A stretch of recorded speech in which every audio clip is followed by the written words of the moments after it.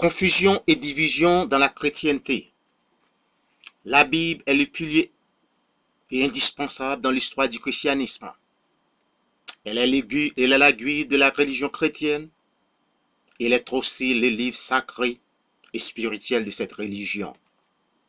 La religion chrétienne ne peut pas subsister sans la Bible.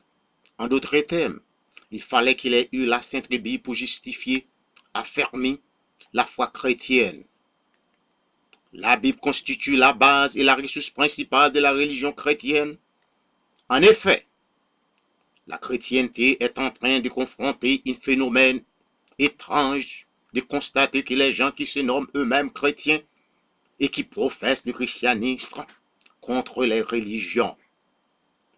Et ce sont eux-mêmes qui violent les principes bibliques. La division et la confusion dans la chrétienté vont discréditer l'évangile de Jésus-Christ. Quoique cela ne puisse pas détruire son Église, mais cette illusion pourrait contrarier la bonne marche de l'Église. Matthieu 16, verset 18 déclare: « Et moi, je t'ai dit que tu es Pierre, et que sur cette pierre je bâtirai mon Église, et que les portes du séjour des morts ne préviendront point contre elle. » La confusion et la division dans les églises sont un fléau parmi les chrétiens qui sont souvent la cause de la fausse doctrine. La façon que plusieurs chrétiens agissent, c'est comme se moquer le retour du Christ. Plusieurs faux prophètes annonçaient le retour du Christ. Ils font les gens savoir qu'ils connaissent la date et l'heure du retour du Christ. Et la Bible déclare clairement que personne ne va pas savoir quand Jésus-Christ retournera sur cette terre. Toutes les doctrines qui violent les principes bibliques sont des doctrines occultes. Il y a une multitude de doctrines aberrantes dans les sectes évangéliques qui sont en train d'éparpiller des divisions et confusions dans les églises. Et cela constitue le plus grand désastre théologique qui ont envahi la masse du christianisme. Les gens qui se disent chrétiens, les gens qui se disent pasteurs, les gens qui se disent prêtres, qui lisent la Sainte Bible quotidiennement, violent les principes bibliques. Ils agissent comme les antéchrists. Ceux qui agissent contrairement à la Bible ne peuvent pas être croyants. Ils sont des faux prophètes, fausses doctrines ou antéchrists.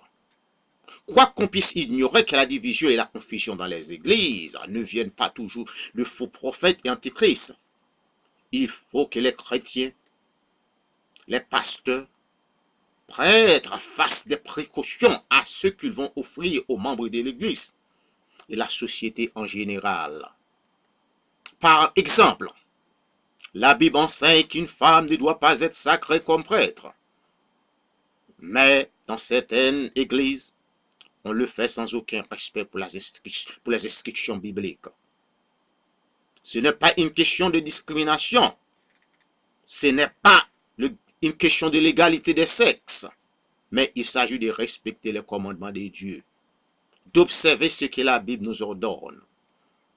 1 Timothée 2, versets 11 et 12 disait que la parole de Dieu déclare que la femme écoute l'instruction en silence, avec une entière soumission. Je ne permets pas à la femme d'enseigner, ni de prendre de l'autorité sur l'homme, mais elle doit demeurer dans le silence. Jésus-Christ est le chef de l'Église. Elle a établi que seuls les hommes doivent occuper les positions de l'enseignement spirituel à l'Église. Si j'avais l'autorité de Dieu, si j'étais dans la position pour juger, je donnerais l'autorité à la femme pour diriger, pour être prêtre ou pasteur. Malheureusement, je ne suis rien. Je ne fais que suivre les ordres divins.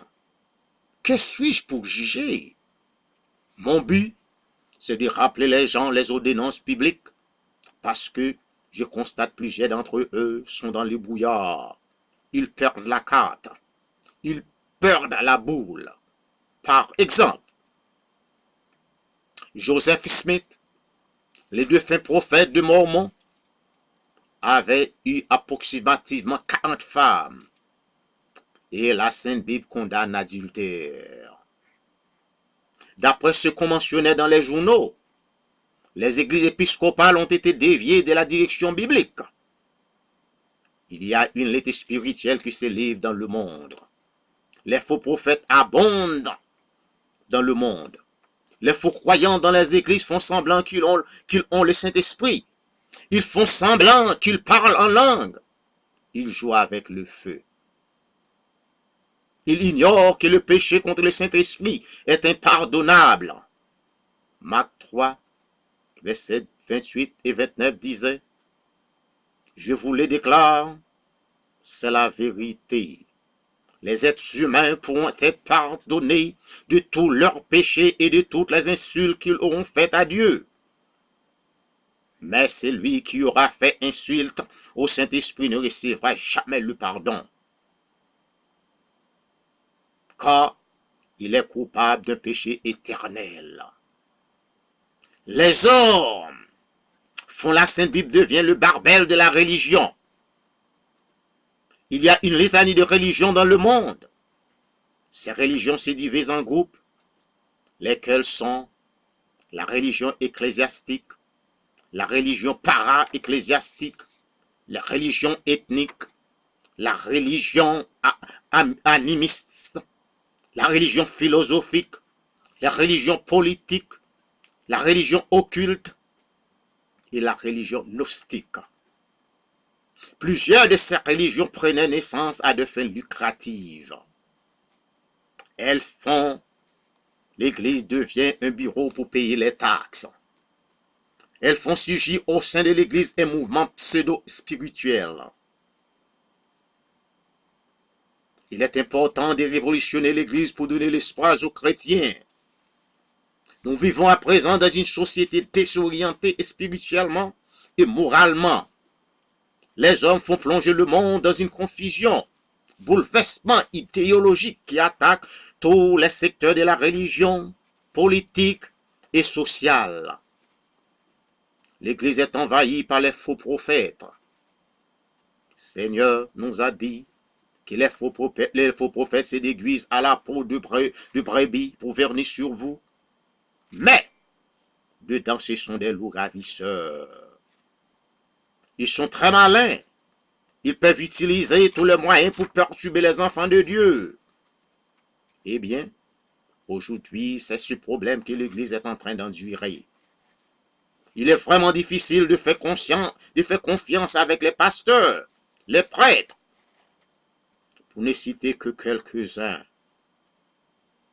Ceux qui veulent suivre les chemins du salut doivent prendre la responsabilité de leur propre foi.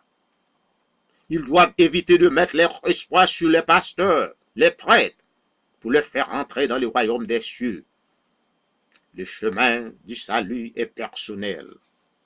Jean 14, verset 16, Jésus déclare, « Je suis le chemin de la vérité et la vie. Nul ne vient au Père que par moi. » Amen.